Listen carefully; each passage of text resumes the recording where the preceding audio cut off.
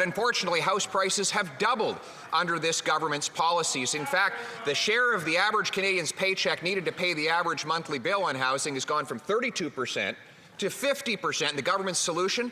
To raise paycheck taxes and gas taxes and other taxes. Won't they cancel this tax hike so Canadians can pay their... Honourable Deputy Prime Minister. Mr. Speaker, we've just heard EI premiums mentioned, and so I want you to guess what EI premiums were in 2015. $1.88. And guess who was the minister in charge? The current Conservative leader. Now guess what EI premiums will be next year? $1.63. That is 25 cents lower.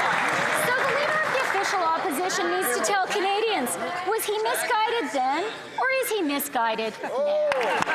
Honourable Leader of the Opposition. Neither, Mr. Speaker. Guess what Canadians paid in 2015 in EI if they earned $60,000 in 2015? $930. Guess what they pay now? $948. That is an increase.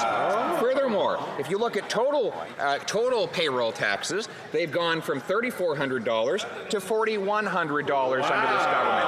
That's a $700 increase, and the government plans to raise EI premiums. That's the paycheck tax on January 1st, along with other taxes. Why won't they cancel these tax hikes so Canadians can pay their bills? The Honourable Deputy Prime Minister.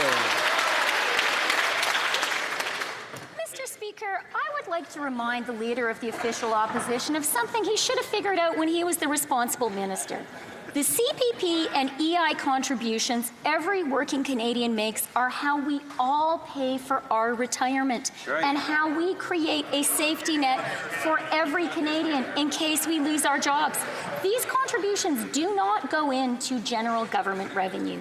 At a time of global economic uncertainty, it is the height of irresponsibility for the Conservatives to suggest that we as a country stop putting money away for our retirement. The Honourable Leader of the Opposition.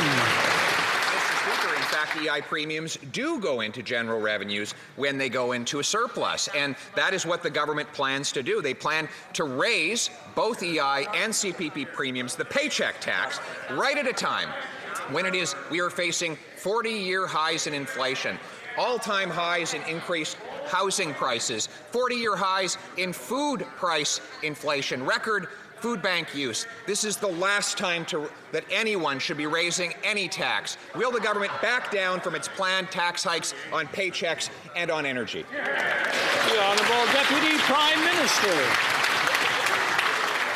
Mr. Speaker, when it comes to the economy, expectations matter. And that is why it is so irresponsible for these Conservatives to talk down the Canadian economy. Yes, things are hard right now, but Canada is better positioned than any country in the world. We have the strongest economic growth and the lowest deficit in the G7. Employment is at historic highs. Inflation is lower in Canada than the US, the UK, and the Eurozone, and it has now come down for 2 months in a row. We'll get through these tough times together. The Honourable Leader of the Opposition. Well, now the Liberals would have Canadians believe that they've never had it so good. Well, I guess if you're jetting around the world singing songs in a beautiful lobby, then that might be true. But if you are the 30-year-old stuck living in your parents' basements because the Liberals have doubled housing prices, you might disagree. If you can't fill up your tank with the gas, you might disagree. If you're among the 4 and 5 families that have cut their diets because they can't afford food, you might disagree. And the last thing you would want is a tax hike on your paycheck and on your energy use. Will the Liberals therefore cancel those tax hikes? The Honourable Deputy Prime Minister.